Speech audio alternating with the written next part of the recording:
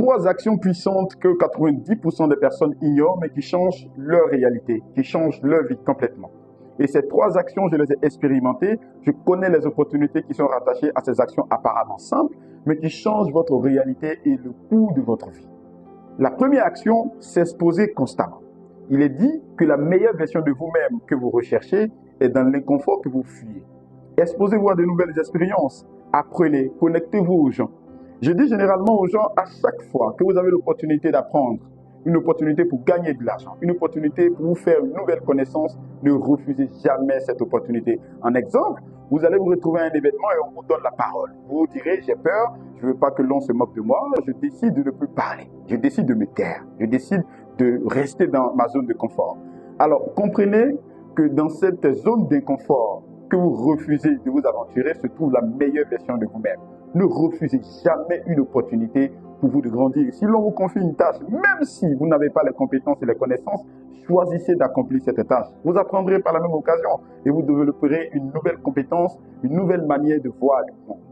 Deuxième action principale, c'est soigner sa communication. Je dis que nous sommes des produits, nous sommes des marques. Nous devons savoir nous vendre. À des événements, à des conférences, nous rencontrons des autorités, des collaborateurs, des potentiels investisseurs.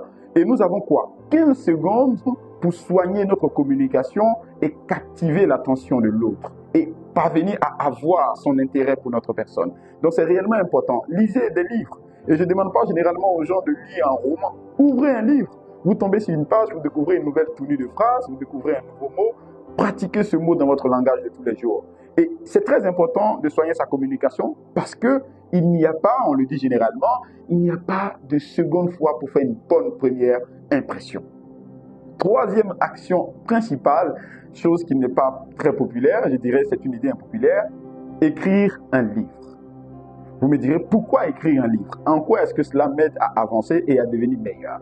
Écrire un livre vous apprendra à clarifier vos pensées, à réfléchir plus profondément, à structurer vos idées et à travailler plus profondément sur votre être intérieur. Deuxième chose, le livre vous amènera à vous comprendre vous-même, à comprendre vos valeurs, vos ambitions, ce que vous valez réellement, les choses qui vous animent, qui vous portent. Troisième chose principale, c'est que écrire un livre vous amènera à développer une certaine discipline. Parce que pour écrire un livre, il vous faut de la discipline, il vous faut de la patience, de la régularité et un travail constant. Donc, voici ces trois actions que vous pouvez accomplir. Et au-delà de cela, écrire un livre vous amènera à laisser une trace de vous-même dans ce monde.